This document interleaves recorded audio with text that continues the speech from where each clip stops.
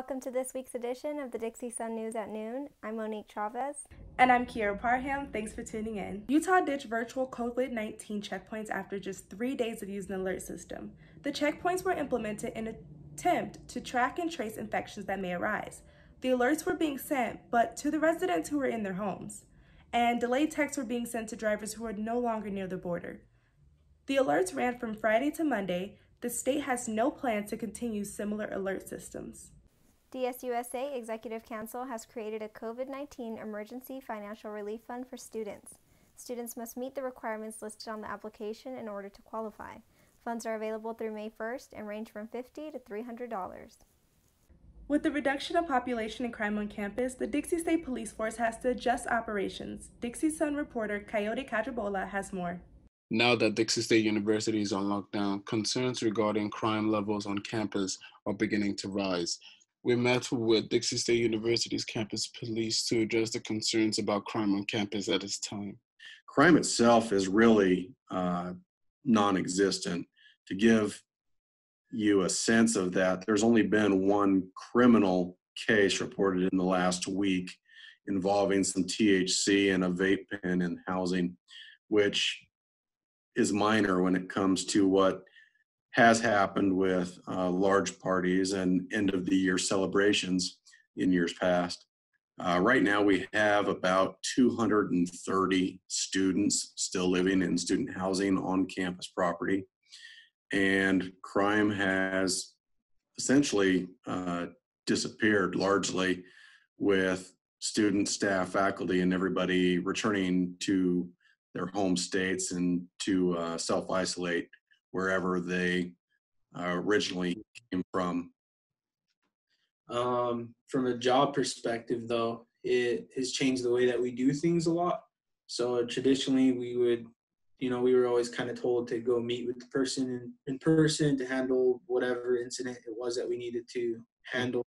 And now it's kind of still make that contact, but from a distance. And then it's made it difficult because there's hardly anyone here on campus. So instead of dealing with, the daytime population of roughly 10,000 to 12,000 people and the substantial events that typically go on in April with D Week, graduation, and everything else that occurs, we've essentially changed our police officers' duties and roles to just checking the welfare and being a friendly and constant reminder that DSU is a safe place to be. And for Dixie Sun News, my name is Kiara Parham. COVID-19 has students doing classes online and people working from home. Some are juggling both. The challenge I face working from home as opposed to working at the office is that when I need help with something, I don't get an immediate response. So instead of just walking over to someone's office to clarify or ask something, I now have to see if they're available for a phone call or Skype them and wait for them to respond. So I don't get that immediate response anymore. While the challenges are evident, the benefits are skipping traffic, saving gas, and getting to work in comfortable clothes. Advice that I have for people that are working from home or doing school from home are to really strengthen their time management skills. It's really easy to fall behind on work and on schoolwork from home, so it's really important to create a schedule and stick to it. Professors and professionals have started using video chats such as Zoom to communicate while socially distancing. We have some tips on what to do while on Zoom, also known as Zoom etiquette. Going from meeting in class to meeting online could be a bit tricky. Don't worry, I have a few tips for Zoom etiquette. Mute yourself when not speaking. This gives the others the opportunity to hear or to speak without distracting noises. Be on time. Being on time will prevent you from missing anything or disrupting everyone else. Ensure your technology works correctly. Try out your software before joining the meeting to ensure it'll be working correctly. This includes audio and video settings. Wear work-appropriate clothing. Don't come to your meeting in PJs or tattered clothing. Also, ensure that you have a clean, work-appropriate background. The idea is to have a clean background to ensure those in the meeting are focusing on you and not your messy background. Frame the camera correctly. Your camera should be at eye level. It'll be less distracting. For more information on Zoom etiquette, go to blog.zoom.us. Seniors are struggling to keep their capstones going while doing school remotely. Whether it's communication, history, biology, or nursing, each program has a final project due to show one's expertise in their field. But as most in-person meetings and focus groups are told to stop, completing that project is challenging without social interaction. I would have really liked to kind of end my senior year with that big bang, by going to all the celebrations and doing as much of the traditional things and just kind of loving every single last minute.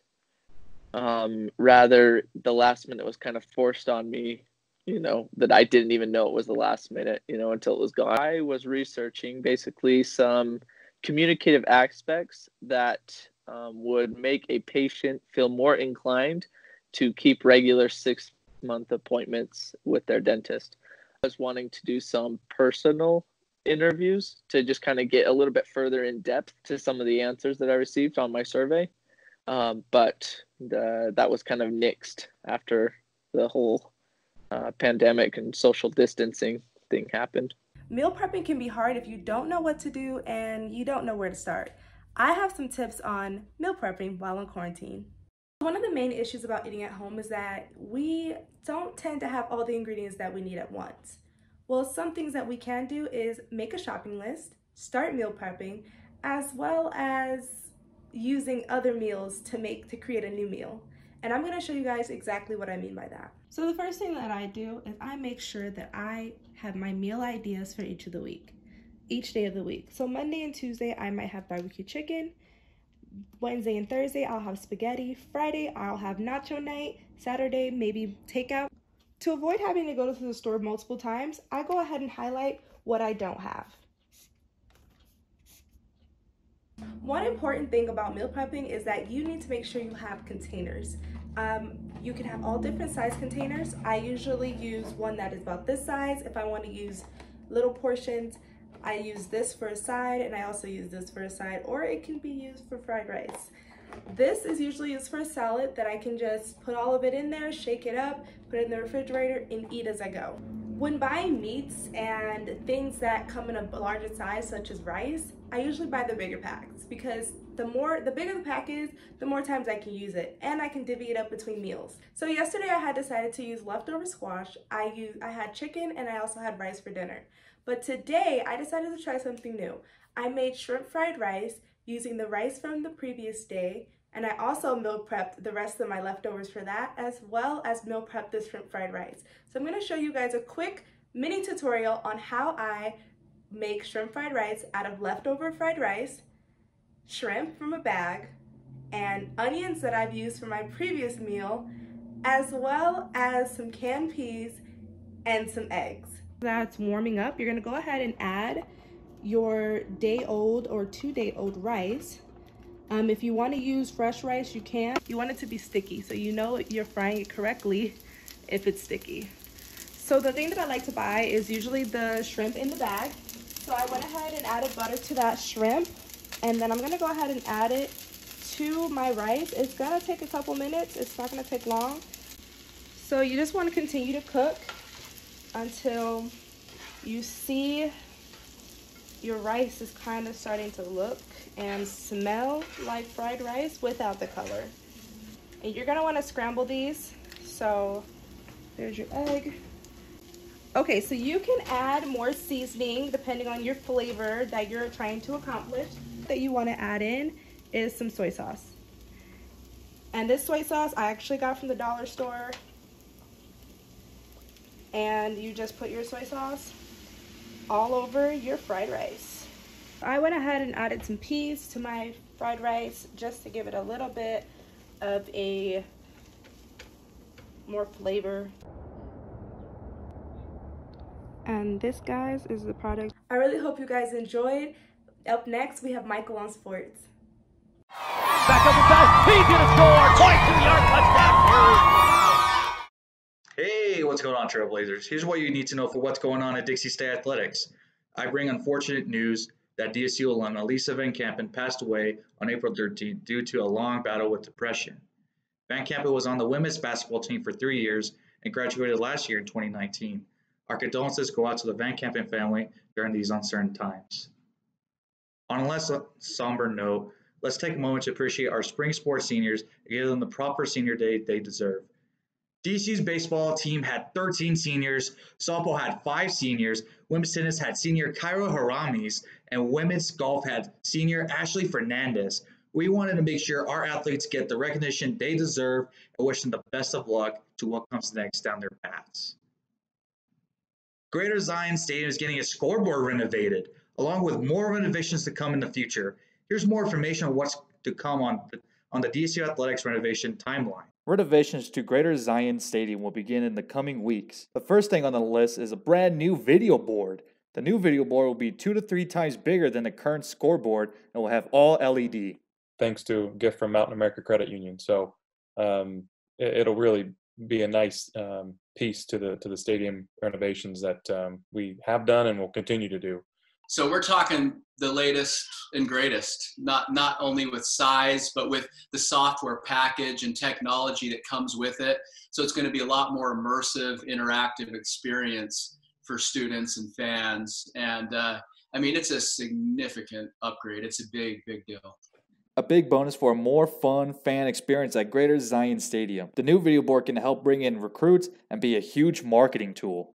When Coach Peterson brings these athletes in, these recruits in, and shows them the scoreboard, facilities is a huge component of where a student athlete chooses to attend their institution. And then as far as the athletic department is concerned, that scoreboard provides them with another, what we call inventory to sell to corporate sponsors. So it's a revenue generator for them as well. After the scoreboard is installed, the next renovation is the Burns Arena getting a new video board as well. Both video boards can be finished earlier than expected. I think they're going to do Greater Zion's video board first and then do the Burns after that.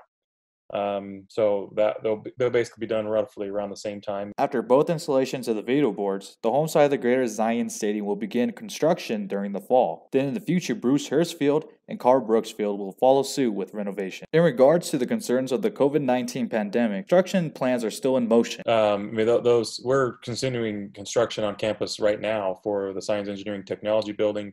The new dorm, they're still going, and those companies are able to maintain social distancing and be safe with that, with those projects. So we foresee the same thing. The stars are aligning for DSU Athletics as everything is still going according to plan. We're very fortunate to be able to get some great commitments and support from Greater Zion to be able to finish the football stadium renovations, and then we're excited for the possibilities of doing the other projects that we have with baseball and softball. So we've got great facilities here, and it's certainly allowing us to make this move to Division I. But we're also very excited and looking forward to improving our already great facilities.